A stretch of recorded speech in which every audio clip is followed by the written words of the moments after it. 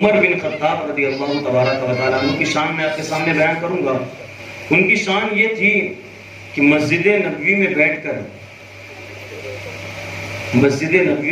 کر آپ نے یا ساریۃ الجبل کہا تھا تو کئی سو میل دور وہ آواز پہنچی تھی، اور حضرت ساریہ جو تھے آواز سن کر، وہ کیا واقعہ ہے میں انشاءاللہ بتاؤں گا آپ کو، لیکن وہاں تک آواز پہنچی، جنگ ہارنے والے تھے لیکن آواز سن کے جنگ کا پورا پاسا ہی پلٹ گیا اور وہ جیت گئے، جنگ میں فتح حاصل۔ کیا ہے اس کا پس منظر انشاءاللہ میں آپ کے سامنے ذکر کروں گا۔ ایک مرتبہ اور سب لوگ درود پاک پڑھیں، اللہم صلی علی سیدنا مولانا محمد مبارک وسلم، صلاۃ و سلام علیک یا سیدی یا رسول اللہ صلی اللہ علیہ وسلم۔ الحمدللہ الحمدللہ رب العالمین والعاقبۃ للمتقین والصلاۃ والسلام علی سید الانبیاء والمرسلین وعلى آلہ واصحابہ الطیبین الطاہرین، اما بعد فاعوذ باللہ من الشیطان الرجیم، بسم اللہ الرحمن الرحیم۔ محمد رسول اللہ والذین معه اشداء علی الکفار رحماء بینہم تراہم رکعا سجدا یبتغون فضلا من اللہ ورضوانا۔ آمنت باللہ صدق اللہ العظیم وبلغنا رسولہ النبی الامیر المختار الکریم، ونحن على ذلك لمن الشاهدين والشاكرين والحمد لله رب العالمين۔ غوث اعظم بمن بے سر و ساما مدد، قبلہ دی مدد، کعبہ ایمان مدد، بگرداب بدا افتاد کشتی، ضعیفہ نوست کشتارات و کشتی، بحق خواجہ عثمان ہارون، مدد کن یا معین الدین چشتی، مدد کن یا معین الدین چشتی، مدد کن یا معین الدین چشتی۔ میرے پیارے آقا صلی اللہ تعالیٰ علیہ وسلم کے پیارے دیوانوں، آئیے کچھ عرض و معروضات پیش کرنے سے پہلے ہم اور آپ مل کر گنبد خضرا میں آرام فرمانے والے آقا و مولا حضور تاجدار مدینہ، ساقی حوض کوثر، بے کسوں کے کس، بے بسوں کے بس، نائب پروردگار عالم جناب احمد مجتبی محمد عربی مصطفیٰ ارواحنا فداہ صلی اللہ علیہ وسلم کی بارگاہ بے کس بنا میں جس طرح سے میں آپ کو درود پاک پڑھاؤں، میرے ساتھ مل کر بابا سے بلند پڑھنے کی کوشش کریں۔ الصلاۃ والسلام علیک یا رسول اللہ، الصلاۃ والسلام علیک یا حبیب اللہ، الصلاۃ والسلام علیک یا نبی اللہ، وعلی آلک واصحابک یا حبیب اللہ صلی اللہ علیہ وسلم۔ میرے پیارے آقا صلی اللہ علیہ وسلم کے پیارے دیوانوں، جس آیت کریمہ کی تلاوت کرنے کا میں نے شرف حاصل کیا، اللہ تبارک و تعالیٰ قرآن مقدس میں ارشاد فرماتا ہے کہ محمد اللہ کے رسول ہیں، اور جو ان کے ساتھ ہیں وہ کافروں پر سخت اور آپس میں نرم دل ہیں، اور تم ان کو رکوع اور سجدہ کرتے ہوئے پاؤ گے، دیکھو گے۔ عزیزان ملت اسلامیہ، یہ جو آیت کریمہ ہے یہ اللہ کے رسول صلی اللہ تعالیٰ علیہ وسلم کے صحابہ، ان کی شان میں یہ آیت کریمہ نازل ہوئی، اور اس آیت کریمہ کی اگر تفسیر میں آپ دیکھیں تو اس کی تفسیر میں بیان فرمایا جاتا ہے والذین معه اشداء علی الکفار کے حوالے سے مفسرین فرماتے ہیں کہ صحابہ کرام کی جو جماعت ہے وہ جماعت کافروں کے لیے سخت ہیں یعنی کافروں پر سختی کیا کرتے تھے، کافروں کے لیے وہ سخت دل ہوا کرتے تھے۔ اس کی وجہ یہ تھی کہ ظاہر سے بات ہے، جب کوئی کسی کے نبی کے حوالے سے کوئی برا بھلا کہے اور کسی نبی کی شان میں گستاخی کرے تو پھر اس نبی کے چاہنے والے، اس نبی کے ماننے والے کس طرح خاموش بیٹھ سکتے ہیں، کس طرح اپنی زبان پر کنٹرول کر سکتے ہیں۔ ایسا ہرگز نہیں ہو سکتا کہ نبی کی شان میں گستاخی کی جائے، نبی کے حوالے سے برا بھلا کہا جائے اور پھر نبی کا چاہنے والا اس برا بھلا کہنے والے کو کوئی چیز نہ کرے، اس کے اوپر سختی نہ کرے۔ ایسا ہرگز نہیں ہو سکتا۔ اس آیت کریمہ کے ٹکڑے کو اگر لے کر آپ دیکھیں تو حضرت عمر رضی اللہ تبارک و تعالی عنہ کی زندگی میں اگر آپ جائزہ لیں تو آپ کو معلوم ہوگا کہ حضرت عمر رضی اللہ تبارک و تعالی عنہ کے حوالے سے بیان فرمایا جاتا ہے کہ حضرت عمر رضی اللہ تبارک و تعالی عنہ اس طرح کافروں پر سخت تھے، اس طرح کافروں کے لیے آپ سخت دل کہلاتے تھے کہ ایک مرتبہ کے حوالے سے فرمایا جاتا ہے کہ ایک شخص کہ جس نے جو منافق تھا، منافق ہونے کے ساتھ ساتھ اس نے کسی یہودی سے جھگڑا کیا، یہودی سے جھگڑا کرنے کے بعد بارگاہ مصطفیٰ میں اس معاملہ کو پیش کیا گیا۔ خود وہ دونوں یہودی اور منافق جو شخص تھا بارگاہ مصطفیٰ میں پہنچتے ہیں اور بارگاہ مصطفیٰ میں حاضر ہو کر اپنے معاملات کو درج کرتے ہیں، کہتے ہیں کہ یا رسول اللہ صلی اللہ تعالیٰ علیہ وسلم فلاں فلاں چیز کے اوپر ہمارا جھگڑا ہوا ہے اور ہم چاہتے ہیں کہ اس کا حل آپ عطا فرمائیں۔ اللہ کے رسول صلی اللہ تعالیٰ علیہ وسلم دونوں کی باتوں کو سن کر آپ فیصلہ فرماتے ہیں اور آپ کا فیصلہ یہ ہوتا ہے کہ آپ یہودی کے حق میں فیصلہ فرماتے ہیں۔ یہودی کے حوالے سے آپ فرماتے ہیں کہ جو حق پر ہے وہ یہودی کی ذات ہے، وہ یہودی شخص ہے۔ اللہ اکبر! جب وہ منافق شخص دیکھتا ہے کہ اللہ کے رسول صلی اللہ تعالیٰ علیہ وسلم نے جو فیصلہ فرمایا ہے وہ فیصلہ میرے حق میں نہیں فرمایا بلکہ ایک یہودی کے حق میں فرمایا ہے، تو منافق کہتا ہے یہودی سے کہ میں اس فیصلے کو نہیں مانتا اور میں عمر بن خطاب کے پاس جانا چاہتا ہوں، حضرت عمر سے اس فیصلے کو میں اپنا اس فیصلہ کروانا چاہتا ہوں۔ وہ دونوں لوگ حضرت عمر کی بارگاہ میں پہنچتے ہیں، حضرت عمر سے کہتے ہیں، وہ یہودی کہتا ہے کہ ہم بارگاہ مصطفیٰ میں اپنے معاملات کو درج کیے، درج کرنے کے بعد اس کا نتیجہ بھی نکلا، اللہ کے رسول صلی اللہ تعالیٰ علیہ وسلم نے اس حق میرے حق میں وہ فیصلہ فرمایا، لیکن اس منافق کا کہنا ہے کہ یہ حق کا جو فیصلہ ہے وہ محمد عربی نے غلط کیا ہے اور وہ فیصلہ میرے حق میں ہونا چاہیے تھا۔ اب میں عمر کی بارگاہ میں فیصلے کے لیے حاضر ہوا ہوں۔ اللہ اکبر! قربان جائیں حضرت سیدنا عمر بن خطاب رضی اللہ تبارک و تعالیٰ عنہ کی ذات پاک پر۔ آپ فرماتے ہیں کہ تجھے فیصلہ چاہیے، ذرا رک، تھوڑا دیر آرام کر، میں تجھے ابھی تیرا فیصلہ دے دیتا ہوں۔ حضرت عمر اپنے گھر کے اندر جاتے ہیں، گھر کے اندر سے ننگی تلوار لے کر آتے ہیں، اس کی گردن کو مار دیتے ہیں، منافق کی گردن کٹ کر زمین پر ڈھیر ہو جاتی ہے۔ یہ فیصلہ ہونے کے بعد یہودی کی بارگاہ میں یہودی کے حوالے سے حضرت عمر فیصلہ کرتے ہیں، اب تم کو معلوم ہو گیا یہ فیصلہ کس کے حق میں ہے؟ وہ کہتا ہے کہ ہاں ہاں، اللہ کے رسول نے بھی میرے حق میں فیصلہ فرمایا تھا، آپ نے بھی میرے حق میں فیصلہ فرمایا ہے۔ یہ بات بارگاہ مصطفیٰ میں پہنچتی ہے، اللہ کے رسول صلی اللہ تعالیٰ علیہ وسلم کی بارگاہ میں یہ بات کو ذکر کیا جاتا ہے کہ عمر نے ایک منافق کو قتل کر دیا ہے، عمر نے ایک منافق کے تن سے اس کے سر کو جدا کر دیا ہے۔ میرے اللہ کے رسول صلی اللہ تعالیٰ علیہ وسلم ارشاد فرماتے ہیں کہ عمر بلا وجہ کسی کا قتل نہیں کر سکتا،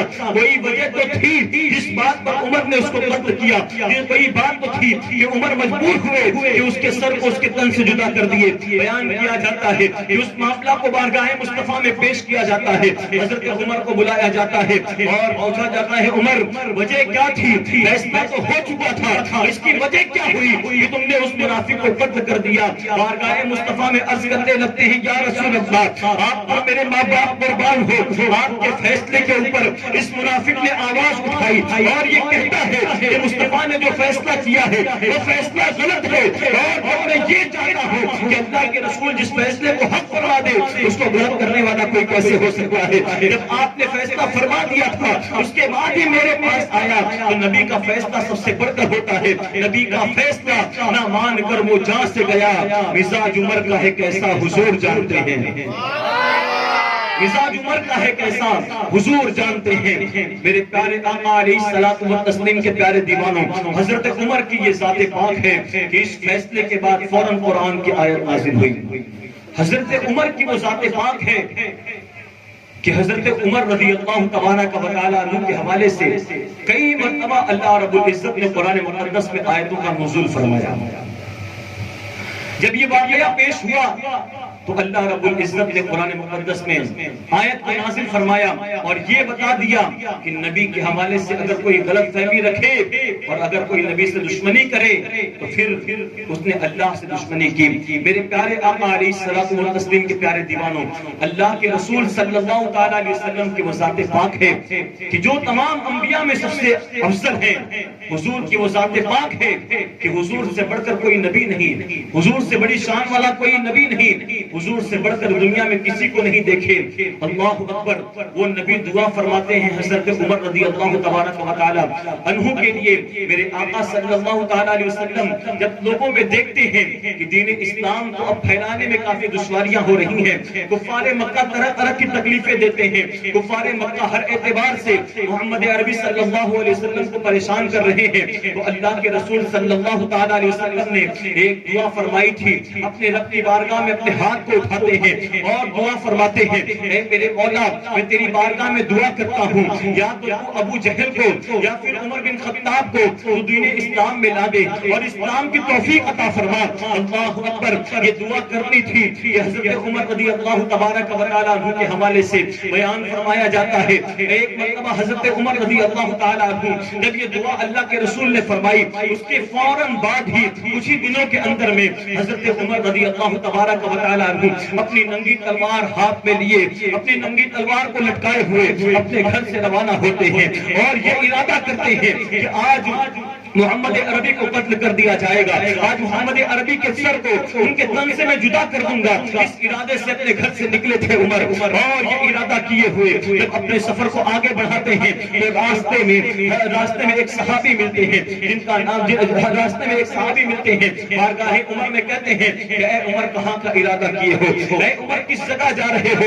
حضرت عمر فرماتے ہیں سنو میں آج فیصلہ کیا ہوں کہ بانی اسلام کے سر کو ان کے تن سے جدا کر دوں گا، آج میں بانی اسلام کو چھوڑنے والا نہیں ہوں۔ اللہ اکبر۔ عمر کی یہ بات سننے کے بعد حضرت عمر کہتے ہیں، عمر کی یہ بات سن کر وہ صحابی رسول کہتے ہیں، اے عمر تم نے ایسا ارادہ کیوں کیا؟ اے عمر تم ایسا کیوں چاہتے ہو؟ حضرت عمر فرماتے ہیں مجھے لگتا ہے کہ تو بھی اسلام قبول کر لیا ہے، آج سب سے پہلے تجھے ہی میں تیرا ہی خاتمہ کر دیتا ہوں۔ وہ کہتے ہیں کہ ٹھیک ہے، آج محمد عربی کو قتل کرنے سے پہلے مجھ سے پہلے لڑ، اس کے بعد تو محمد عربی کے پاس پہنچنا۔ ابھی تلوار نکالے ہی تھے کہ اس تلوار کو روک لیا جاتا ہے اور حضرت عمر رضی اللہ تعالیٰ عنہ سے کہا جاتا ہے کہ اے عمر محمد عربی کے پاس پہنچنے سے پہلے تم اپنے گھر والوں کا جائزہ لو، اپنے بہن اور بہنوئی کا جائزہ لو تو تمہیں معلوم ہوگا۔ حضرت عمر کہتے ہیں آخر بات کیا ہے، ہوا کیا ہے کہ تم مجھے کہتے ہو کہ اپنے بہن کے گھر کا جائزہ لو؟ وہ صحابی رسول کہتے ہیں کہ اے عمر تمہیں پتا ہے تمہارے بہن اور بہنوئی نے بھی دین اسلام قبول کر لیا ہے۔ حضرت سیدنا عمر بن خطاب رضی اللہ تبارک و تعالی عنہ ارشاد فرماتے ہیں کہ میں محمد کی بارگاہ میں جانے سے پہلے میں اپنی بہن کے پاس سب سے پہلے جاؤں گا اور جا کر پوچھوں گا، دریافت کروں گا کہ کیا سچ میں ان لوگوں نے اسلام قبول کر لیا ہے۔ حضرت عمر رضی اللہ تبارک و تعالی عنہ اپنے ہاتھ میں ننگے تلوار کو لہراتے ہوئے اپنے بہنوئی کے گھر پہ دستک دیتے ہیں۔ اندر سے آواز آتی ہے کون ہے؟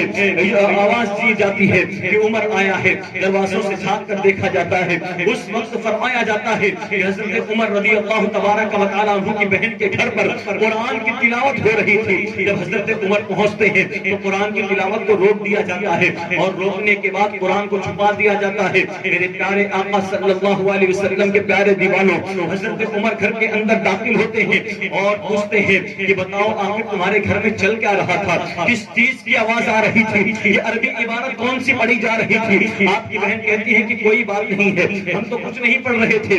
حضرت عمر رضی اللہ تبارک و تعالیٰ عنہ اپنے بہنوئی کے داڑھی کو پکڑتے ہیں اور پکڑ کر اتنی زور سے کھینچتے ہیں کہ آپ کے بہنوئی زمین پر ڈھیر ہو جاتے ہیں اور ان کے اوپر چڑھ کر حضرت عمر ان کو مارنے لگتے ہیں۔ اتنا مارتے ہیں کہ آپ بے حال ہو جاتے ہیں۔ اس کے بعد جب چھڑانے کے لیے آپ کی بہن آتی ہے تو اپنے بہن کو اتنا زور سے تماچا مارتے ہیں کہ آپ کے کان کی بالی کٹ کر گر جاتی ہے اور آپ خون سے لہو لہان ہو جاتی ہے۔ اس کے بعد بارگاہ عمر میں کہتی ہے، اے عمر، تم کتنی بھی کوشش کر لو، تم زمین سے لے کے آسمان تک کی پوری کوششیں کر لو اور تم یہ چاہو کہ ہم دین اسلام کو چھوڑ دیں، محمد کے دین کو چھوڑ دیں، تو یہ تو ممکن ہے کہ تم ہمارے سر کو ہمارے تن سے جدا کر دو، لیکن ہمارے دل سے محبت کو جدا نہیں کر سکتے۔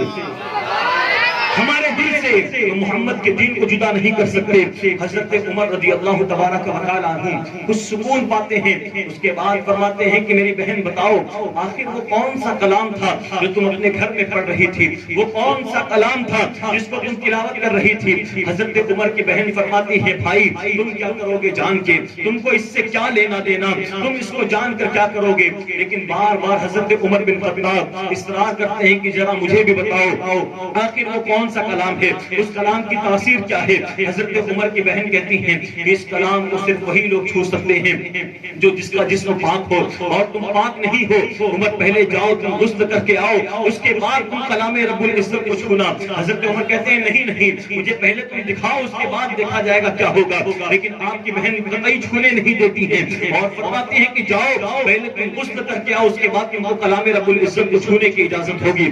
حضرت عمر رضی اللہ تعالیٰ عنہ کے حوالے سے آتا ہے کہ حضرت عمر پہلے جاتے ہیں، غسل کرتے ہیں، غسل کر کے پھر آتے ہیں، آنے کے بعد اپنی بہن سے کہتے ہیں، بتاؤ وہ کون سا کلام تھا جس کی مٹھاس اتنی ہے کہ جس کو میں سننے پر مجبور ہو چکا ہوں۔ آپ کی بہن لا کر سورہ طٰہٰ کی آیتیں پیش کرتی ہے۔ حضرت عمر رضی اللہ تبارک و تعالیٰ عنہ جب سورہ طٰہٰ کی آیتوں کو سنتے ہیں تو کہتے ہیں کہ ہے کوئی جو مجھے محمد کے پاس لے کر جائے، ہے کوئی جو مجھے محمد کی بارگاہ میں لے کر جائے، کیونکہ یہ خدا کے کلام کو اس طور پر دیکھتا ہوں کہ میرا دل اب گوارا نہیں کرتا کہ میں کفر کی حالت میں رہوں۔ اللہ اکبر۔ حضرت عمر رضی اللہ تبارک و تعالیٰ عنہ کو بارگاہ مصطفیٰ میں حاضر کیا جاتا ہے۔ جب بارگاہ مصطفیٰ کے قریب پہنچتے ہیں تو صحابہ کیا دیکھتے ہیں کہ عمر کے ہاتھ میں ننگی تلوار ہے، عمر پہنچ رہے ہیں مصطفیٰ کے پاس۔ صحابہ ارادہ کر لیتے ہیں اگر عمر اچھی نیت سے آ رہا ہے تو اس کو ہم چھوڑ دیں گے، ورنہ اگر اس کی نیت غلط ہے تو اسی کی تلوار سے اس کے تن کو ہم جدا کر دیں گے۔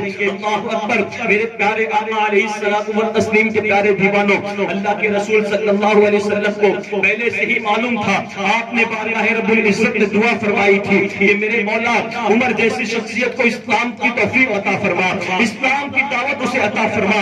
جب اللہ کے رسول صلی اللہ علیہ وسلم کو صحابی بتاتے ہیں کہ اے میرے آقا عمر ننگی تلوار ہاتھ میں لے کر آ رہے ہیں، تو میرے آقا فرماتے ہیں میرے صحابہ دروازہ کو کھول دو، عمر کو آنے دو میرے پاس، عمر کو میرے پاس آنے دو، کیونکہ میں نے دعا کی ہے کہ اللہ عمر کو دین اسلام کی توفیق عطا فرما۔ عمر بارگاہ مصطفیٰ میں حاضر ہوتے ہیں اور آ کر میرے آقا سے عرض کرتے ہیں یا رسول اللہ صلی اللہ علیہ وسلم، آپ پر میرے ماں باپ قربان ہو، میرے آقا میں آپ کے قتل کے ارادے سے اپنے گھر سے نکلا تھا، لیکن قرآن کی آیت سننے کے بعد میرا دل بدل چکا ہے، اب مجھے کلمہ پڑھا کر اسلام میں قبول فرما دے، اب مجھے کلمہ پڑھا کر میرے ایمان کو تازہ کرے۔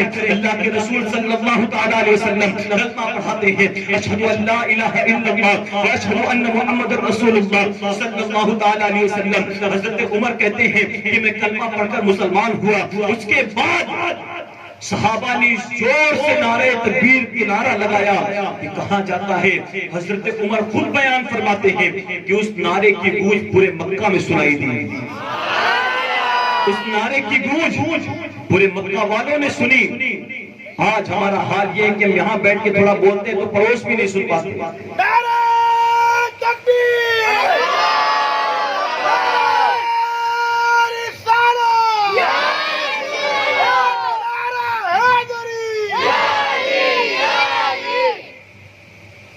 حضرت عمر فرماتے ہیں کہ صحابہ نے اس زور سے نعرہ تکبیر کو بلند فرمایا کہ مکہ کی وادیاں گونج اٹھی اور پھر صحابہ خوش ہو کر اللہ کے رسول صلی اللہ علیہ وسلم عمر کو اپنے گلے سے لگاتے ہیں۔ حضرت عمر کا اسلام قبول کرنا اور حضرت عمر کا اسلام میں داخل ہونا یہ ایک ایسی کرامت اور یہ ایک اتنا عظیم اسلام قبول کرنا تھا کہ حضرت عمر رضی اللہ تبارک و تعالی عنہ خود فرماتے ہیں کہ جب میں نے اللہ کے دین کو قبول کیا اور جب میں نے کلمہ پڑھا تو خود آپ بیان فرماتے ہیں کہ میں اپنے دین اسلام کو لوگوں کو بتانے کے لیے جب میں اپنے گھر سے باہر نکلا، کیا شان دیکھیں۔ صحابہ کہتے تھے کہ ہم جب شروعاتی دور میں جب ہم اسلام قبول کرتے تھے تو ہم تھوڑا چھپ چھپ کر رہا کرتے تھے، لیکن عمر کی شان دیکھیں۔ حضرت عمر فرماتے ہیں کہ جب میں نے اسلام کو قبول کیا تو قبول کرنے کے بعد میرا دل گوارا نہیں کرتا تھا کہ میں اس کو چھپا کر اپنے سینے میں رکھوں۔ میں اپنے گھر سے باہر نکلا اور اپنے ماموں ابو جہل کے گھر پہنچا، اپنے ماموں ابو جہل کے گھر پہنچا اور گھر پہنچ کر اپنے ماموں کے دروازے پر دستک دی کہ ماموں میں آیا ہوں، عمر ہوں۔ ابو جہل کہتا ہے کہ کس کام سے آئے ہو؟ حضرت عمر بن خطاب رضی اللہ تبارک و تعالی عنہ فرماتے ہیں ماموں تم کو پتا ہے میں نے اسلام قبول کر لیا ہے۔ ابو جہل کہتا ہے کہ اے عمر اتنی بڑی غلطی تم کیوں کر رہے ہو؟ اسلام کیوں تم قبول کر رہے ہو؟ جب ابو جہل دروازے کے سوراخ سے جھانک کر دیکھتا ہے تو حضرت عمر کے ہاتھ میں تھی، ڈر کر پھر گھر کے اندر جاتا ہے کہ ابھی اس سے کچھ بولتا ہوں تو عمر تو ہٹی کھوپڑی کا ہے، عمر کا جو دماغ ہے بہت سخت دماغ کا عمر ہے، اگر میں نے اس سے کچھ کہا تو ابھی میری گردن یہ میرے تن سے مار دے گا۔ ابو جہل گھر کے اندر پھر بھاگتا ہے۔ یا حضرت عمر سوچتے ہیں کہ لوگ جب اسلام قبول کرتے ہیں تو لوگ مار کھاتے ہیں، اسلام کو چاہنے والا، اسلام کو قبول کرنے والے جتنے بھی صحابی ہوئے، حضرت بلال کا حال یہ تھا کہ جب بلال نے اسلام قبول کیا تو آپ پہ اتنی سزائیں دی گئی، آپ کو اتنا پریشان کیا گیا، آپ کو دھوپ کے اندر گرم گرم ریت کے اوپر آپ کو لٹایا گیا، پتھر وزنی پتھر آپ کے سینے پر رکھا گیا، طرح طرح کے آپ کو ان پر ظلم کیے گئے۔ حضرت عمر کہتے ہیں کہ میں بھی چاہتا ہوں کہ کوئی مجھ پر ظلم تو کرے، میں یہ چاہتا ہوں کہ میرے اسلام کی دعوت کو سن کر کوئی مجھ پر ظلم کیوں نہیں کرتا۔ اس کے بعد حضرت عمر رضی اللہ تبارک و تعالی عنہ جب یہ دیکھتے ہیں کہ ابو جہل چھپ گیا ہے گھر کے اندر، پھر ایک کافر کے پاس جاتے ہیں اور اپنے اسلام کو جو ہے عروج پر لانے کے لیے اس کے سامنے بیان فرماتے ہیں کہ اے شخص جانتا ہے میں نے اسلام کو قبول کر لیا ہے اور میں مصطفیٰ کے دین پر چلنے والا ہو گیا ہوں۔ اندر سے آواز آتی ہے کون ہے؟ کہتے ہیں عمر ہوں، عمر آیا ہے تیرے دروازے پر اور اللہ کے دین کو قبول کر لیا ہے۔ وہ بھی اندر ہی پڑا رہتا ہے، دیکھتا ہے ہاتھ میں تلوار ہے، کہیں گردن کو نہ مار دے، باہر نہیں نکلتا ہے۔ اللہ اکبر۔ اس کے بعد حضرت عمر سوچتے ہیں کوئی میرے اوپر ظلم نہیں کر رہا، کوئی مجھ کو مار نہیں رہا، آخر وجہ کیا ہے؟ ایک شخص وہیں بیٹھا تھا، کہتا ہے عمر کیا ہوا، کیوں پریشان ہو؟ کہنے لگتے ہیں کہ میں نے اللہ کے دین کو قبول کیا اور جو صحابی ہیں جب انہوں نے اللہ کے دین کو قبول کیا تو ان کا حال یہ ہوا کہ کفار مکہ ان پر طرح طرح کے ظلم کرنا شروع کر دیے، طرح طرح کے ظلم کیا کرتے تھے، لیکن آج میں اللہ کے دین کو قبول کیا ہوں، میں چاہتا ہوں کہ میرے سامنے کوئی آ کر اعتراض کرے اور مجھ سے یہ کہے کہ عمر تو نے اسلام کیوں قبول کیا؟ وہیں پر ایک شخص بیٹھا تھا، کہتے ہیں اس کے کان میں اگر تم جا کے دھیرے سے کہہ دو گے تو اس کا حال یہ ہے کہ اس سے تم اگر راز کی بات بتاؤ گے تو پورے مکہ والوں میں خبر پھیلا دے گا، یہ اس طرح خبر پھیلانے والا شخص ہے۔ اللہ اکبر۔ حضرت عمر کی شان دیکھیں، حضرت عمر رضی اللہ تبارک و تعالی عنہ اس شخص کے پاس جاتے ہیں اور جا کر اس کے کان میں دھیرے سے بولتے ہیں کہ میں عمر ہوں، عمر اور میں نے اللہ کے دین کو قبول کر لیا ہے۔ وہ شخص کہتا ہے کیا تم نے اللہ کے دین کو قبول کر لیا؟ اب تو میں تمہیں چھوڑنے والا نہیں ہوں۔ مکہ کے تمام لوگوں میں جا کے یہ شور کر دیتا ہے، شور و غل مچا دیتا کہ عمر نے اسلام قبول کر لیا۔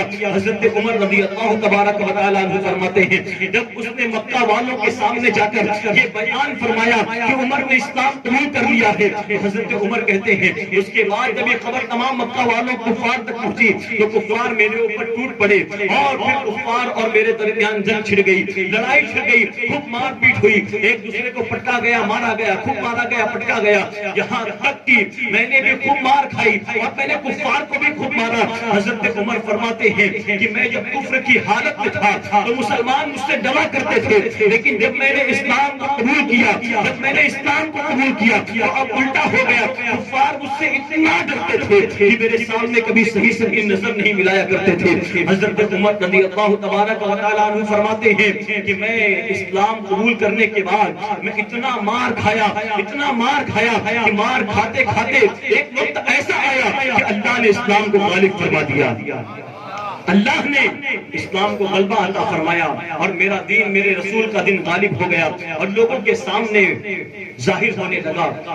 حضرت عمر رضی اللہ تبارک و تعالیٰ عنہ فرماتے ہیں کہ میں اللہ کے رسول صلی اللہ تعالیٰ علیہ وسلم سے میں نے عرض کیا کہ یا رسول اللہ، کیا ہمارا دین حق نہیں ہے؟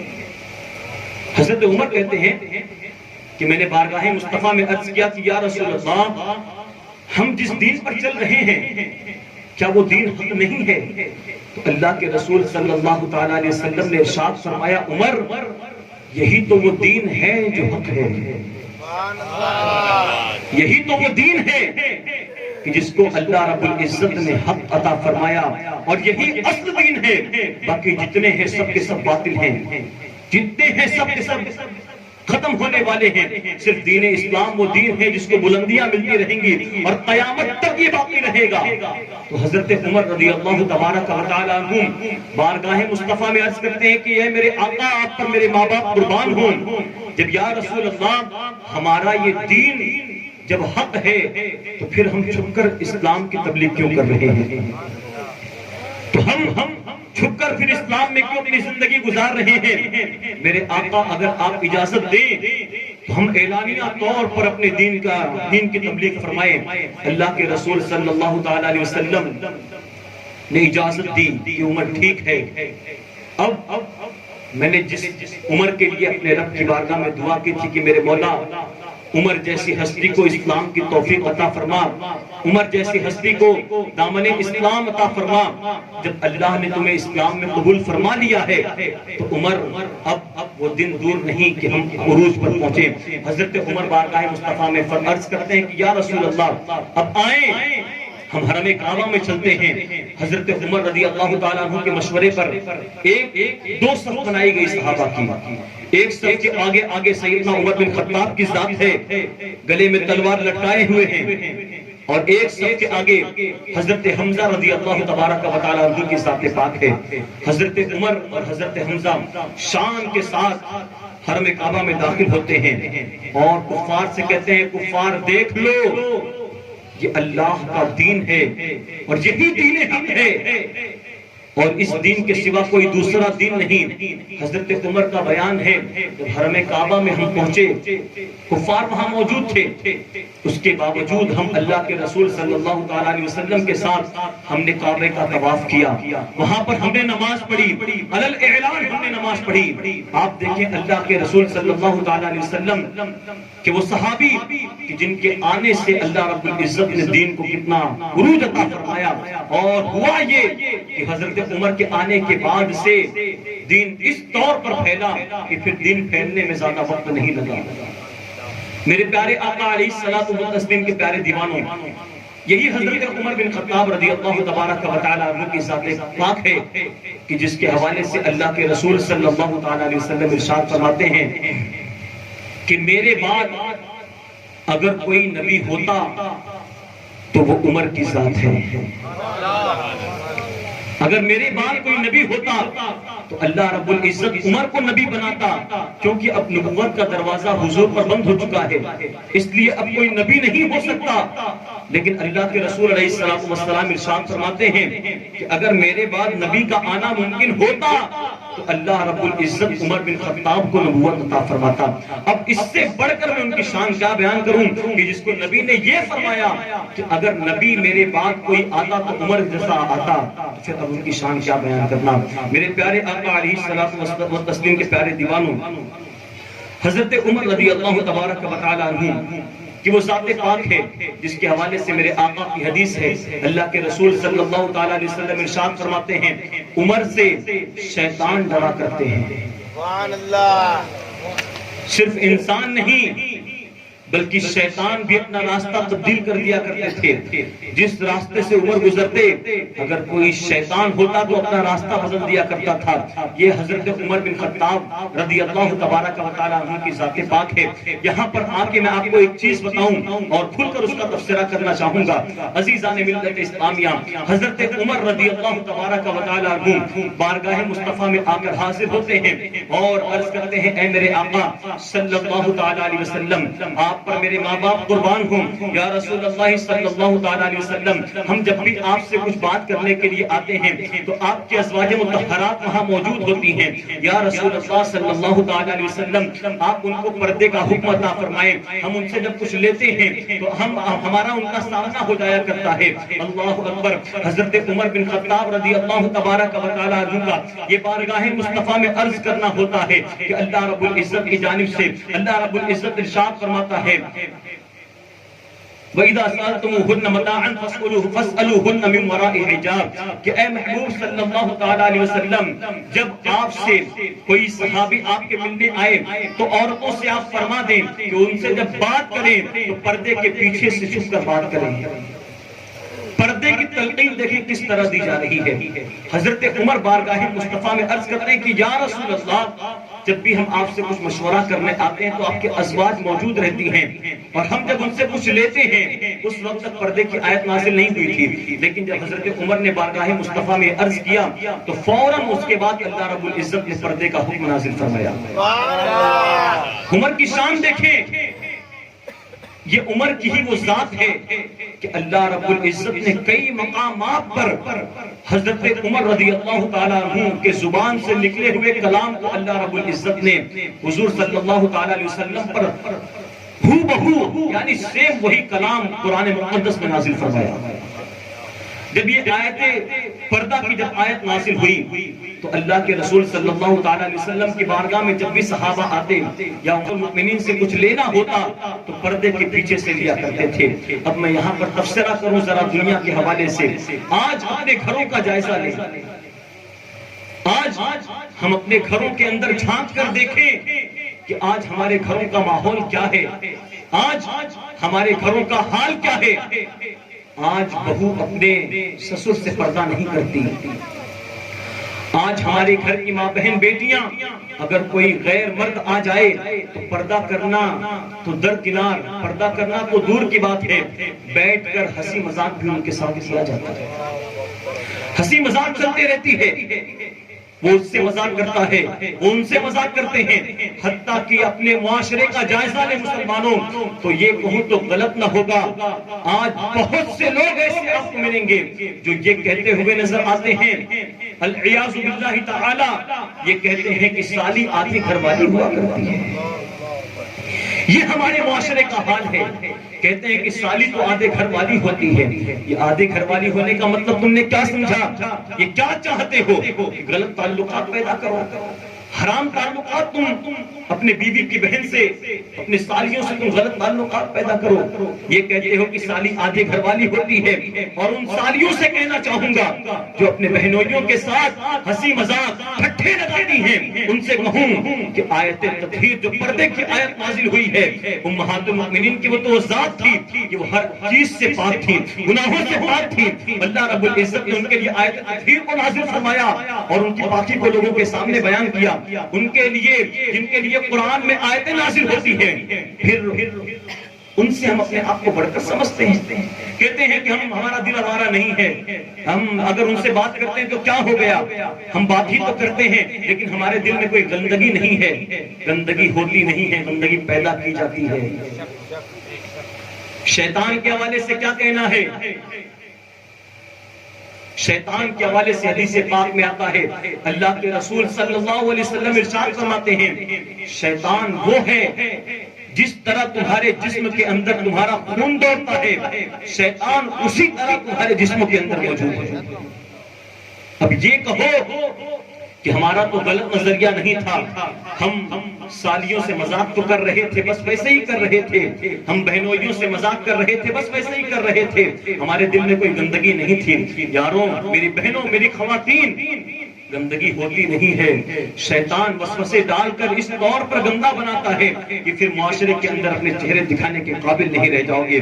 میرے پیارے آقا علیہ الصلوۃ والتسلیم کے پیارے دیوانوں، اسی طرح اور دوسرے مردوں کے حوالے سے بتاؤں، کوئی بھی ہو، کوئی اگر گھر پہ آتا ہے تو پھر اس سے ہنسی مذاق کی باتیں شروع ہو جاتی ہیں۔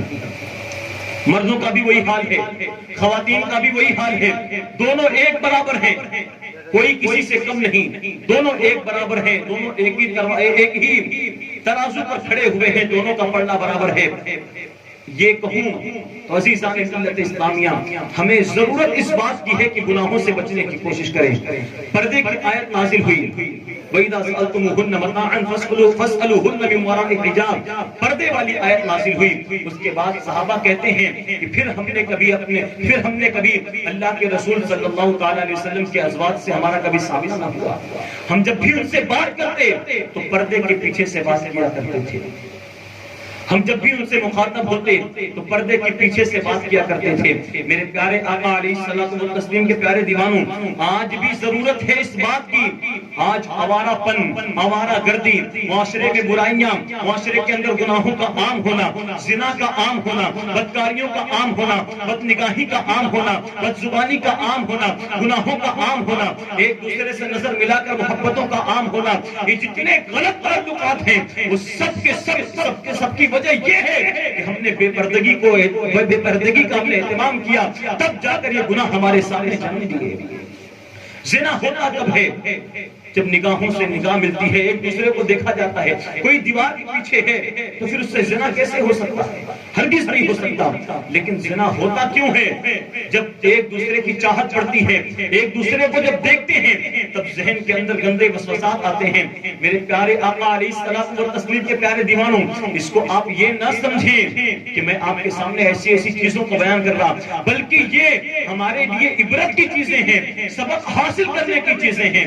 ہو سکتا ہے خدا نہ خواستہ اگر اس گناہ کے اندر کوئی مبتلا ہو جائے تو پھر اپنے رب کو کیا منہ دکھانے کے قابل رہے گا؟ قیامت کے دن وہ اللہ رب العزت کو کیسے منہ دکھائے گا؟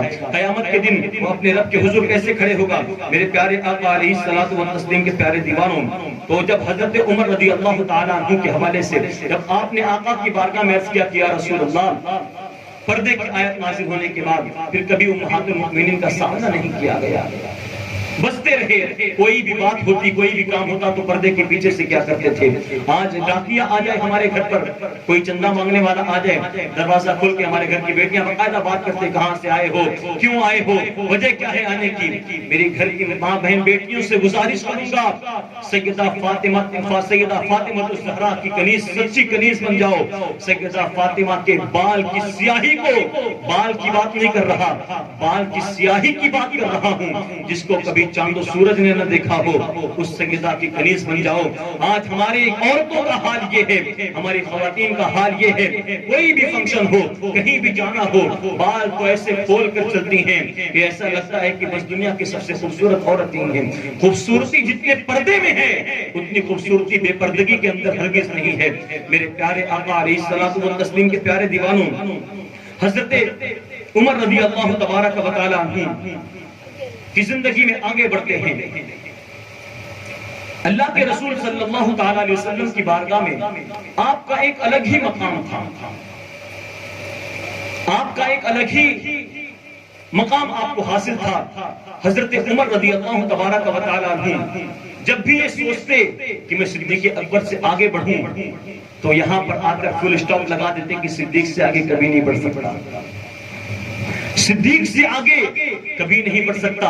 ایک جنگ کے موقع پر، جنگ تبوک کے موقع پر اللہ کے رسول علیہ السلام نے ارشاد فرمایا، کون ہے جو دین اسلام کے لیے اپنا مال پیش کرے؟ اس وقت حضرت عمر رضی اللہ تبارک و تعالیٰ عنہ بیان فرماتے ہیں کہ جنگ تبوک کے موقع پر میرے پاس بہت مال تھا، میرے پاس اتنا مال تھا کہ میرا گھر پورا بھرا ہوا تھا مال کے ذریعے۔ جب اللہ کے رسول علیہ السلام نے فرمایا کہ کون ہے جو اللہ کے دین کے لیے اپنا مال پیش کرے، تو اس وقت میرے دل میں تمنا تھی کہ آج میں اب صدیق اکبر سے آگے بڑھ جاؤں گا، کیونکہ میرے پاس مال بہت ہے۔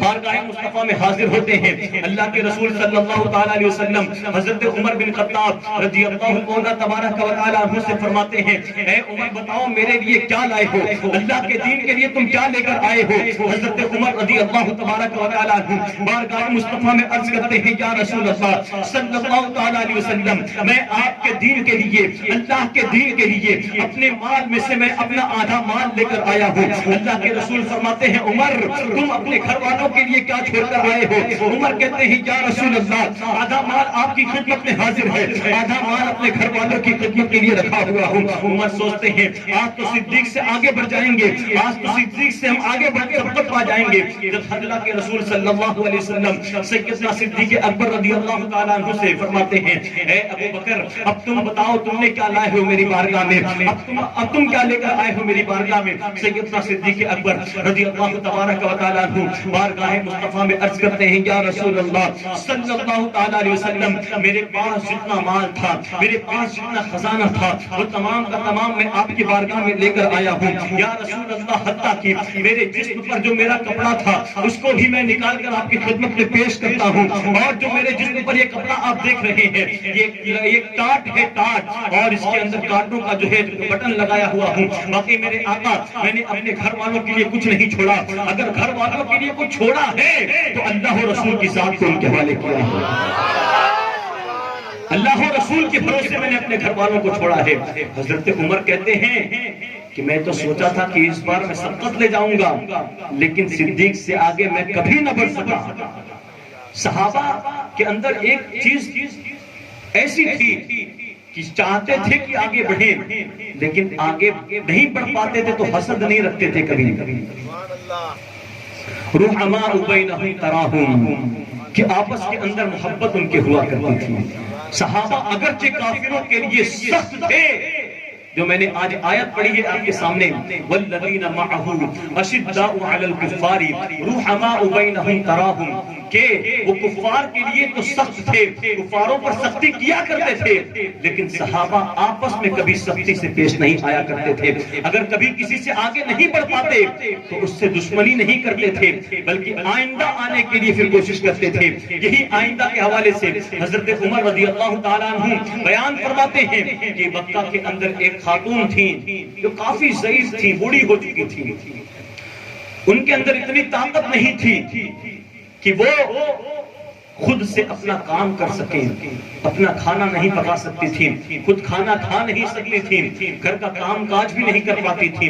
حضرت عمر رضی اللہ تبارک و تعالیٰ عنہ دیکھتے تھے کہ یہ تو بہت بوڑھی ہو چکی ہے, یہ خود سے اپنا کر نہیں پاتی, لیکن اس کے گھر پہ آ کر کرتا کون ہے, اس کے گھر پر آ کر اس کا گھر کا کام کون کرتا ہے.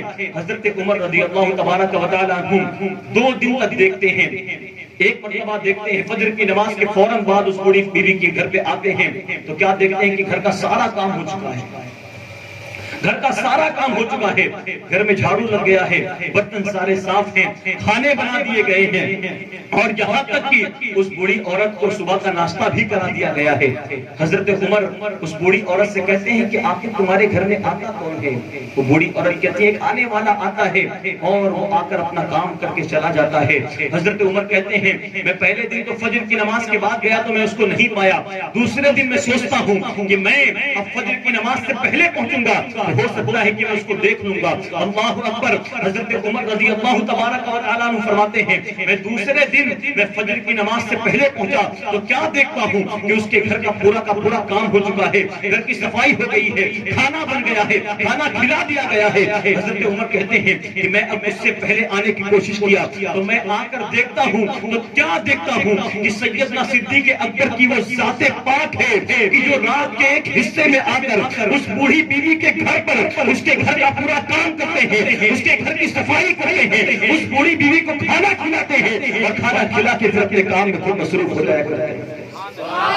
حضرت عمر کہتے ہیں کہ میں زندگی میں ہمیشہ چاہا, بارہا چاہا کہ صدیق اکبر سے آگے نکلوں, لیکن میں کبھی ان سے آگے نہ بڑھ سکا.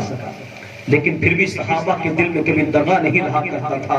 آج ہمارا حال یہ ہے کہ ہم کسی سے اگر آگے نہیں بڑھ پاتے تو پھر اب اس کے لیے بدگمانی شروع ہو جاتی ہے۔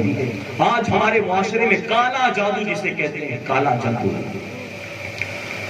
بھائی بھائی کا دشمن، بہن بہن کی دشمن، بھائی نے بہن کے اوپر کالا جادو کرایا، بہن نے بھائی کو کرا دیا، کسی کی بھلائی دیکھنے کو کوئی گوارا نہیں۔ جو بھائی تم سے اتنا محبت کرتا ہو، جو بھائی تم سے اتنا محبت کرتا ہو، اس کی ترقی کو پا کر تمہیں تو خوش ہونا چاہیے۔ بہنوں کو تو یہ چاہیے کہ جب بھائی ترقی کر رہا ہے تو اس کی ترقی پر خوش ہونا چاہیے، لیکن ہوتا یہ ہے کہ اگر بھائی ترقی پا جائے، اگر گھر شاندار بنا لے، گھر کے سامنے 2-3 گاڑیاں آ جائے، تو پھر اب ان کے دل میں کیا ہے، حسد شروع ہو جاتی ہے۔ اور حسد ہی وہ جڑ ہے کہ بہنیں اپنے بھائیوں کے اوپر کالا جادو کرا کہ ان کو تباہ و برباد کرنا شروع کرتی ہیں۔ یہ چیز بھی ہمارے معاشرے میں کثرت سے پائی جا رہی ہے۔ جس کو دیکھو یہی شکایت کرتا ہے، نہ جانے کیا ہو گیا ہے، نہ جانے کیا ہو گیا ہے۔ دکھاؤ، چیک کراؤ تو یہی معلوم پڑتا ہے کہ کالے جادو کا اثر ہے۔ اور مسلمانوں کے اندر یہ زیادہ پایا جا رہا ہے، کیونکہ مسلمانوں کے اندر آپسی جو اختلافات ہیں، جو ایک دوسرے سے حسد کی بنیاد پر یہ تمام چیزیں پائی جا رہی ہیں۔ میرے پیارے آقا علیہ الصلوۃ والتسلیم کے پیارے دیوانوں، اپنے معاشرے سے یہ تمام چیزوں کو ختم کرو۔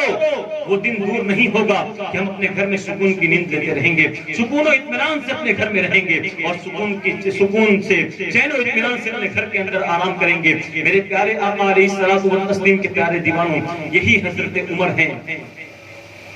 حضرت عمر رضی اللہ تبارک و تعالی عنہ اپنے ساتھیوں کے ساتھ ایک مقام پر کھڑے ہیں، ٹھنڈی کا موسم ہے، ٹھنڈی کا دن چل رہا ہے، ٹھنڈ ہے۔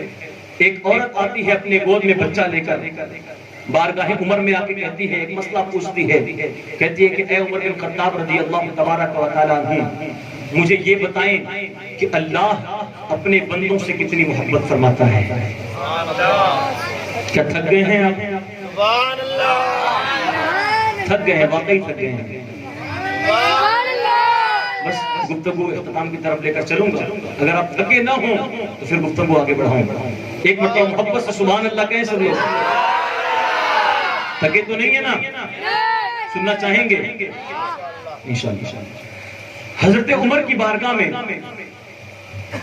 وہ خاتون آ کر عرض کرتی ہیں کہ اے عمر رضی اللہ تبارک و تعالی عنہ، آپ مجھے یہ بتائیں کہ اللہ اپنے بندوں سے کتنی محبت فرماتا ہے۔ ٹھنڈی کا موسم تھا، آگ جل رہی تھی۔ حضرت عمر رضی اللہ تبارک و تعالی عنہ اس عورت سے کہتے ہیں کہ اپنا بیٹا ذرا مجھے دینا۔ اپنے بیٹے کو، چھوٹا سی بچہ تھا، گود میں لے کر وہ عورت آئی تھی۔ عمر کہتے ہیں کہ اپنے بیٹے کو مجھے دے۔ اپنے ساتھیوں سے کہتے ہیں کہ میرے ساتھی جاؤ اس عورت سے اس کے بچے کو اپنے ہاتھ میں لے لو۔ حضرت عمر کے کہنے پر بچے کو ہاتھ میں لیا جاتا ہے۔ حضرت عمر رضی اللہ تبارک و تعالی عنہ کہتے ہیں کہ اے میرے ساتھی، یہ جو آگ جل رہی ہے، اس بچے کو اس کی آگ میں ڈال دیا جائے۔ وہ عورت تڑپ جاتی ہے، کہتی ہے کہ اے عمر، میں نے سوال کر کے کیا کوئی غلطی کر دیا ہے کہ تم میرے بیٹے کو آگ میں ڈالنے کی بات کرتے ہو؟ حضرت عمر رضی اللہ تبارک و تعالی عنہ کے جو ساتھی وہاں موجود تھے، وہ بیان کرتے ہیں کہ جب اس عورت نے یہ سنا کہ عمر بن خطاب کہتے ہیں کہ اس کے بیٹے کو آگ میں ڈال دیا جائے، وہ کہنے لگتی ہے اے عمر، کیا میں نے سوال تم سے پوچھ کر کوئی غلطی کر دیا ہے؟ اگر غلطی کر دیا ہے تو مجھے معاف کرنا عمر، آئندہ کبھی تم سے سوال کرنے کے لیے تمہاری بارگاہ میں کبھی نہیں حاضر ہوں گے۔ اور کہتی ہے کہ اپنے بچے کو صحابی کے ہاتھ سے لیتی ہے، سینے سے چپکاتی ہے، اپنے بیٹے کو چومتی ہے، اس کے گالوں کو چومتی ہے، اس کے پیشانی کو چومتی ہے، اور اس کے بعد حضرت عمر فرماتے ہیں وہ محفل سے ایسے غائب ہوتی ہے کہ وہ کافی دیر تک نظر نہیں آتی ہے۔ حضرت عمر رضی اللہ تبارک و تعالی عنہ فرماتے ہیں کہ جاؤ اس عورت کو بلا کر میری بارگاہ میں لے کر آؤ۔ دوبارہ اس کو بلا کر لے کر آیا جاتا ہے۔ حضرت عمر رضی اللہ تبارک و تعالی عنہ ارشاد فرماتے ہیں کہ اے خاتون سن لو، تم اپنے بیٹے سے جس طرح زیادہ محبت کرتی ہو، اپنے بیٹے سے تمہاری جتنی محبت ہے، میرا اللہ اپنے بندوں سے 70 ماؤں سے زیادہ محبت فرماتا ہے۔ میرا اللہ اپنے بندوں سے 70 ماؤں سے زیادہ محبت فرماتا ہے، 70 ماؤں سے زیادہ۔ اس رب کو چھوڑ کر ہم کہاں بھٹک رہے ہیں؟ ماں کی ممتا بہت عظیم ہوتی ہے. ماں جب ایک لوتے کو چھوڑے آ آ کہہ کر بلاتی یہ ہے. اللہ کے رسول صلی اللہ تعالی علیہ وسلم کے صحابی حضرت عمر کہتے ہیں کہ اللہ اپنے بندوں سے 70 ماؤں سے زیادہ محبت کرتا ہے. آج ہم دیکھیں اپنے معاشرے میں جائزہ لیں, اپنا حال دیکھیں. وہ اللہ ماں کی ممتا آپ کے سامنے تھوڑا سی رکھوں گا میں, کہ وہ ماں جو اپنے بچے کو کبھی تکلیف میں دیکھ نہیں سکتی, وہ ماں جب اس کا بچہ چھوٹا ہوتا ہے, جب گر جاتا ہے تو اٹھا کر اس کو چپ کراتی ہے, سینے سے لگاتی ہے. وہی بچہ جب بیمار پڑ جائے, ماں کی ممتا اتنی عظیم ہے کہ ڈاکٹر کے پاس جانے کے بعد صرف ایک جملہ کہتی ہے, میرا بچہ, ڈاکٹر میرا بچہ, ڈاکٹر میرا بچہ, اس کو بچا لو, کچھ بھی کرنا پڑے, پوری دولت لگا دو, لیکن میرے بچے کو بچا لو. ایک ماں کی ممتا یہ ہے کہ اپنے بچے کو تکلیف میں نہیں دیکھ سکتی. میرا پروردگار جو اپنے بندوں سے 70 ماؤں سے زیادہ محبت کرنے والا ہے, وہ اپنے بندوں کو کیوں کر تکلیف میں دیکھ سکتا ہے؟ اپنے بندوں کو وہ کیوں کر تکلیف میں دیکھے؟ لیکن بندے آج ایسی راہ پر چل چکے ہیں کہ وہ اللہ کی محبت سے اپنے آپ کو محروم کر رہے ہیں, اللہ کی محبت سے دور ہٹتے جا رہے ہیں, اللہ رب العزت کے فضل و کرم سے اپنے آپ کو ہٹاتے جا رہے ہیں. یاد رکھیں کہ اللہ رب العزت کی وہ ذات پاک ہے کہ اللہ ہی وہ ہے, وَتُعِزُّ مَن تَشَاءُ وَتُذِلُّ مَن تَشَاءُ.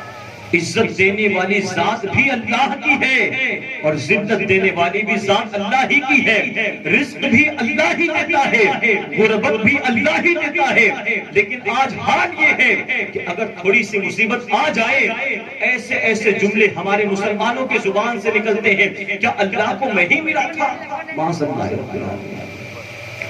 کیا اللہ کو میں ہی ملا تھا تو مجھے اس مصیبت سے اس نے گرفتار کر دیا؟ کیا اللہ کو نہیں ملا تھا کہ جو اس نے مجھ سے روزی چھین لی؟ میرے پیارے آقا علیہ الصلوۃ والتسلیم کے پیارے دیوانوں, اللہ کا جو وعدہ ہے وہ حق ہے. اس نے قرآن میں فرمایا ان وعد اللہ حق, کہ اللہ کا وعدہ حق ہے. جب اس نے وعدہ فرما لیا ہے کہ تمہیں رزق دے گا تو ہر صورت میں تمہیں عطا فرمائے گا. بس یہ ہے کہ اس کا ہر حال میں شکریہ ادا کرو. ہم ایک ایک سانس ہماری اللہ کے محتاج ہیں, ہر اعتبار سے اپنے رب کے محتاج ہیں.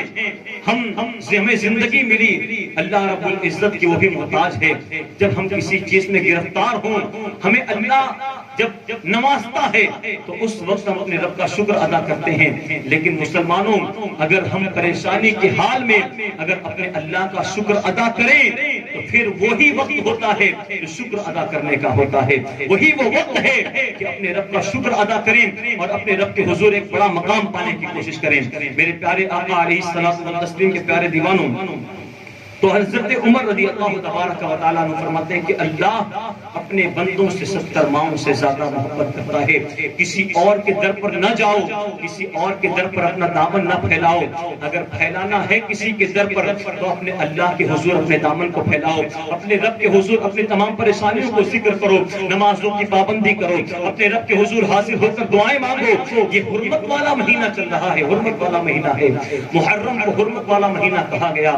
قرآن مقدس نے ارشاد فرمایا ان عدت الشہور عند اللہ 12 شہرا فی کتاب اللہ یوم خلق السماوات والارض منها 4 حرم. قرآن نے فرمایا کہ اللہ رب العزت نے مہینے تو 12 بنائے, لیکن اس کے اندر 4 حرمت والے مہینے ہیں, جس کے اندر ایک محرم الحرام کا جو مہینہ ہے, یہ ماہ محرم, یہ حرمت والا مہینہ ہے.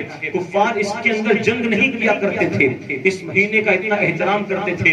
لیکن آج مسلمانوں کا حال یہ ہے کہ مسلمان اس مہینے کے اندر بھی گناہوں پر گناہ کرتے ہیں, جھگڑے پر جھگڑا کرتے ہیں, اب آپس میں اختلافات پیدا کرتے ہیں. کفار کا حال یہ تھا, کافروں کا یہ حال تھا کہ وہ اس مہینے کے اندر کبھی جنگ نہیں کیا کرتے تھے. لیکن آج مسلمانوں اپنا حال دیکھو, آج ہم کس راستے پر چل رہے ہیں, آج ہماری راہ کیا ہوئی ہے, ہمارا راستہ کیا ہے. میرے پیارے آقا علیہ الصلوۃ والتسلیم کے پیارے دیوانوں, سیدنا سیدنا عمر بن خطاب رضی اللہ عنہ تبارک و تعالی عنہ کی شان ہم سماعت فرما رہے تھے کہ عمر بن خطاب کی شان ایک نرالی ہے، ایک عظیم ہی شخصیت ہے۔ آپ کی عدالت میں، آپ کی خلافت میں ہر وقت عدل و انصاف رہا۔ جو بھی مصیبتیں آپ کے سامنے پیش کی جاتی اس کا حل نکالا کرتے تھے۔ ایک مرتبہ مصر کی جانب سے حضرت عمرو بن عاص رضی اللہ تبارک و تعالی عنہ کی بارگاہ میں، اب دیکھیں عمر کی کتنی چلتی ہے، عمر کی کتنی چلتی ہے۔ اب دیکھیں یہاں پر مصر کے چند لوگ حضرت عمرو بن عاص کے پاس آتے ہیں اور عرض کرتے ہیں کہ اے عمرو بن عاص، دریائے نیل جو ہے ہر سال ایک وقت آتا ہے کہ یہ سوکھ جاتی ہے، اور پھر ہم اپنے ہی آس پڑوس میں سے ایک خوبصورت لڑکی کو تیار کرتے ہیں، اس کو زیورات پہناتے ہیں، اور پہنانے کے بعد ہم دریائے نیل کے حوالے اس کو کر دیا کرتے ہیں۔ جب دریائے نیل کے حوالے ہم اس لڑکی کو کرتے ہیں تو کچھ ہی دنوں کے بعد پھر دریائے نیل جو ہے جو سوکھ جاتے ہیں، وہ دریا پھر سے پانی سے بھرا ہوا نظر آتا ہے۔ جب وہ اس چیز کی شکایت لے کر دریائے نیل کے حوالے سے حضرت عمرو بن عاص کے پاس آتے ہیں تو حضرت عمرو بن عاص رضی اللہ تبارک و تعالی عنہ اس چیز کو لکھ کر حضرت عمر بن خطاب رضی اللہ تبارک و تعالی عنہ تک بھیجتے ہیں۔ حضرت عمر کو حضرت عمرو بن عاص کا خط ملتا ہے۔ حضرت عمر رضی اللہ تبارک و تعالی عنہ حضرت عمرو بن عاص کے خط کا جواب دیتے ہیں، سلام پیش کرتے ہیں، تمام معاملات کا حل عطا فرماتے ہیں۔ اس کے بعد حضرت عمر رضی اللہ تبارک و تعالی عنہ ایک خط اور تیار فرماتے ہیں اور حضرت عمرو بن عاص سے اس میں لکھتے ہیں خط کے اندر کہ اے عمرو بن عاص، میرا یہ جو خط ہے اس خط کو دریائے نیل کے اندر ڈال دینا، اور ڈالنے کے بعد پھر جلوہ دیکھنا۔ یہ کرامت حضرت عمر کی دیکھیں کس طور پر ہے۔ ایک دریائے نیل ہے جو بہت بڑا دریا ہے، حضرت عمر رضی اللہ تبارک و تعالی عنہ خط لکھتے ہیں، عمرو بن عاص تک خط پہنچتا ہے۔ عمرو بن عاص کہتے ہیں جب میں نے خط کو کھول کر دیکھا تو اس کے اندر لکھا تھا، حضرت عمر نے لکھا تھا اور دریا میں وہ خط ڈال دیا گیا۔ اس خط کا مضمون یہ تھا کہ اے دریا، اگر تو خود سے بہتا ہے تو پھر تو سوکھ جا۔ اے دریا، اگر تو خود سے بہتا ہے یعنی تو خود اختیار تیرے پاس ہے کہ تو بہ جائے سوکھ، اگر تیرا خود سے بہنا ہے تو پھر تو خشک ہو جا، سوکھ جا۔ اگر تجھے بہانے والا میرا اللہ ہے، اگر تجھے جاری کرنے والا میرا اللہ ہے تو پھر تو پانی کی جو تکلیف ہے وہ ہمیشہ کے لیے ختم فرما دے۔ عمر کا یہ خط دریا میں ڈالنا تھا کہ مصر کے لوگ دریائے نیل کے پاس جو وہاں رہنے والے تھے وہ تمام کے تمام کہتے ہیں کہ ہم ہر سال اپنے ہی خاندان سے، اپنے چاہنے والوں میں سے ایک لڑکی دریائے نیل کے حوالے کرتے تھے۔ عمر کے خط ملنے کے بعد کبھی ہم دریا میں اپنے گھر کی بیٹیوں کو نہیں دیکھے۔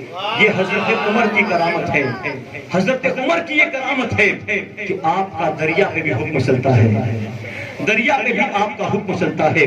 میرے پیارے آقا علیہ الصلوۃ والتسلیم کے پیارے دیوانوں، حضرت عمر کی زندگی کو اگر آپ پڑھیں گے تو معلوم ہوگا حضرت عمر رضی اللہ تبارک و تعالی عنہ دین اسلام قبول کرنے کے بعد آپ نے بہت تبلیغ فرمائی، اور اتنی فرمائی کہ آپ کے تبلیغ سے بہت سارے صحابہ کرام، بہت سارے کفار اسلام قبول کر کے اسلام کے دامن میں آئے۔ حضرت عمر رضی اللہ تبارک و تعالی عنہ جو میں نے شروع میں ذکر کیا تھا، جو کرامت میں نے آپ کے سامنے شروع میں پہلا جملہ جو میں نے آپ کے سامنے بیان کیا تھا، اب وہ وقت آیا ہے کہ اس کو میں تفصیل سے بیان کروں۔ میرے پیارے آقا علیہ الصلوۃ والتسلیم کے پیارے دیوانوں، ایک جنگ کا موقع ہے، حضرت ساریہ رضی اللہ تبارک و تعالیٰ عنہ جنگ میں مصروف ہیں، کافی دور جنگ ہو رہی ہے، کئی کوس میل دور جنگ ہو رہی ہے، جمعہ کا دن ہے، جمعہ کے خطبے کا وقت ہے۔ حضرت عمر رضی اللہ تبارک و تعالیٰ عنہ منبر پر جلوہ افروز ہیں، جمعہ کی نماز کی خاطر خطبہ پڑھا جا رہا ہے۔ خطبہ کے درمیان میں حضرت عمر رضی اللہ تبارک و تعالیٰ عنہ خطبہ روک کر وہاں پر ارشاد فرماتے ہیں، یا ساریۃ الجبل، یا ساریۃ الجبل، یا ساریۃ الجبل، یعنی کہ اے ساریہ، پہاڑ کی طرف دیکھو، پہاڑ کی طرف۔ حضرت ساریہ کا بیان ہے کچھ دنوں کے بعد حضرت ساریہ رضی اللہ تبارک و تعالیٰ عنہ اپنا ایک خط بھیجتے ہیں حضرت عمر کی بارگاہ میں۔ اس خط کا مضمون یہ تھا، اس خط میں لکھتے ہیں کہ اے عمر بن خطاب رضی اللہ تبارک و تعالیٰ عنہ، جب ہم جنگ کی حالت میں تھے تو جنگ کی حالت، جنگ کی نوبت یہ تھی کہ چند ہی وقت گزرتا کہ ہم جنگ سے ہار جاتے اور ہمارے تمام ساتھی قتل کر دیے جاتے، لیکن عین دوپہر کے وقت، خاص صبح کے وقت میں ایک آواز آتی ہے، یا ساریۃ الجبل، یا ساریۃ الجبل، یا ساریۃ الجبل، کہ اے ساریہ پہاڑ کی طرف دیکھو، پہاڑ کی طرف۔ اس کا منظر یہ تھا کہ حضرت ساریہ رضی اللہ تبارک و تعالیٰ عنہ جنگ کرتے کرتے پہاڑ کے دوسرے طرف تھے اور کفار تمام مسلمانوں کو پہاڑ کی چاروں طرف سے گھیر لیے تھے۔ اس وقت حضرت عمر کی نگاہ کو دیکھے، مدینے میں مسجد نبی میں بیٹھنے والا عمر کہاں دیکھ رہا ہے، کئی 200 میل دور دیکھ رہا ہے، اور اس کے بعد حضرت ساریہ کو یہ ندا دے رہا ہے، یا ساریۃ الجبل، اے ساریہ پہاڑ کی طرف دیکھو۔ حضرت ساریہ جب پہاڑ کی طرف دیکھتے ہیں تو کیا منظر ہوتا ہے؟ ساریہ کہتے ہیں کہ ہم کو کفار نے چاروں طرف سے گھیر لیا تھا اور وہ وقت کم تھا کہ ہمیں شکست نصیب ہوتی، لیکن حضرت عمر کے فرمانے کے بعد حضرت عمر کی بارگاہ میں جب خط آیا تو اس میں لکھا تھا کہ اے عمر، ہمیں عین جمعہ کے وقت یہ آواز آئی، یا ساریۃ الجبل۔ جب ہم نے پلٹ کر دیکھا تو کفار ہم کو چاروں طرف سے گھیرے ہوئے ہیں، ہم نے پھر اس کو پلٹ دیا اور میں نے اپنے تمام ساتھیوں سے فرمایا یہ آواز دینے والا آواز دے رہا ہے کہ پہاڑوں کی جانب دیکھو، اے میرے ساتھیوں پہاڑوں کی طرف بڑھو، اب یہ وقت قریب ہے کہ اللہ ہم کو فتح عطا فرمائے گا۔ اور جب ہم نے پہاڑ کی طرف دیکھے تو دیکھنے کے بعد حال یہ ہوا کہ وہ جنگ جس کو ہم ہارنے والے تھے، اللہ رب العزت نے اس جنگ کو فتح میں تبدیل فرما دیا۔ حضرت عمر کی نگاہ کتنی دور تک ہے، مدینے میں مسجد نبوی میں بیٹھ کر منبر پر کہنے والا عمر کہتا ہے یا ساریۃ الجبل، اتنی دور دیکھتا ہے وہ عمر۔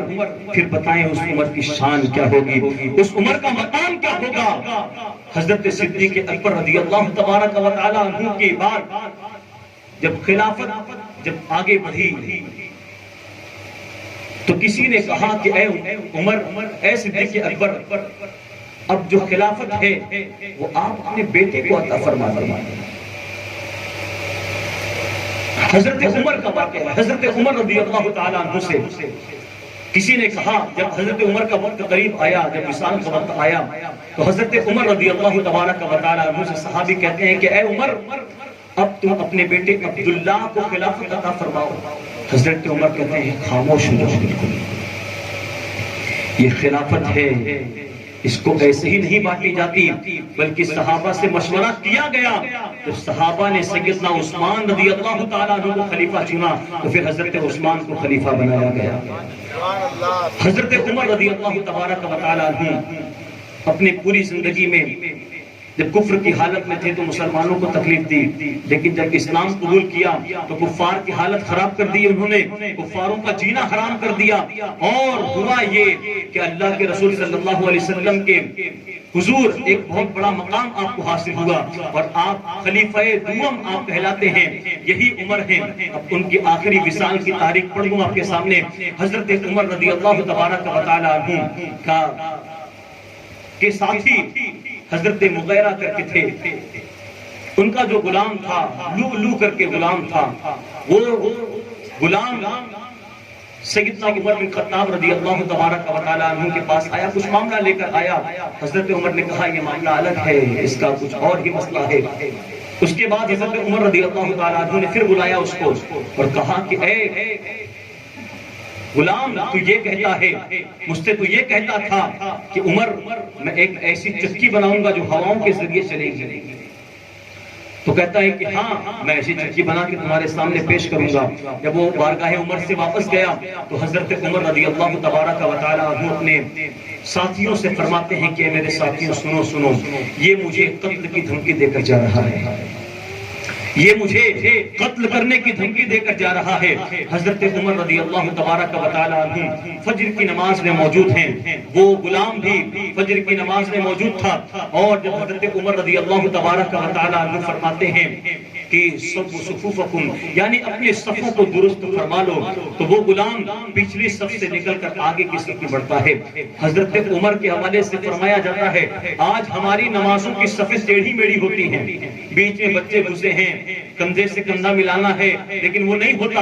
حضرت عمر کے بارے میں فرمایا جاتا جب نماز کے لیے آپ صف بندی فرمایا کرتے تھے تو آپ کے ہاتھ میں چھڑی ہوا کرتی تھی، چھڑی کے ذریعے حضرت عمر نماز کے لیے صف بنایا کرتے تھے، اور اس وقت جب صف بنتی تھی تو بالکل سیدھی رہا کرتی تھی، کسی کا کندھا اوپر نیچے نہیں رہتا تھا بلکہ سب کے کندھے سے کندھے ملے رہتے تھے۔ خیر یہ ایک الگ بات ہے۔ حضرت عمر رضی اللہ تبارک و تعالیٰ عنہ جب فرماتے ہیں کہ اے لوگوں اپنے اپنے صفوں کو درست کر لو، کندھے سے کندھے کو ملا لو، تو وہ جو غلام تھا وہ اپنے خنجر لیے ہوئے آگے بڑھتا ہے، خنجر چھپا کے آگے بڑھتا ہے۔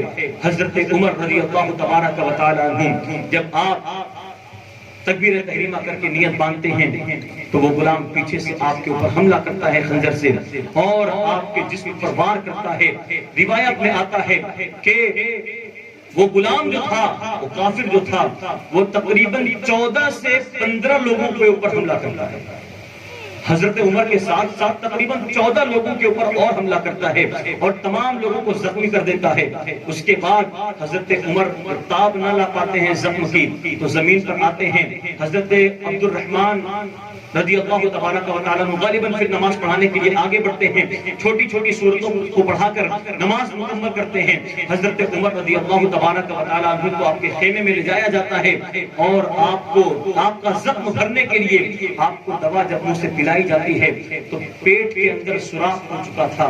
جب آپ کو دوا پلائی گئی تو وہ دوا آپ کے پیٹ میں نہ رک سکی بلکہ سوراخ کے ذریعے باہر نکل گئی وہ دوا، اور ایسے ہی آپ کو دودھ پلایا گیا تو دودھ بھی آپ کے جسم میں نہیں رک سکا بلکہ وہ پیٹ کے ذریعے اور زخموں کے ذریعے وہ دودھ بھی باہر نکل گیا۔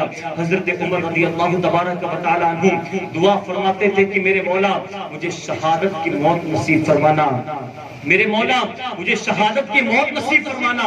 حضرت عمر رضی اللہ تبارک و تعالیٰ عنہ کی دعا بارگاہ رب العزت میں قبول ہوئی۔ زخم لگنے کے 3 دن کے بعد حضرت عمر رضی اللہ تبارک و تعالیٰ عنہ بدھ کا دن تھا، بدھ کے دن آپ وصال فرماتے ہیں، انا للہ و انا الیہ راجعون۔ حضرت عمر کی وہاں پر شہادت ہوتی ہے۔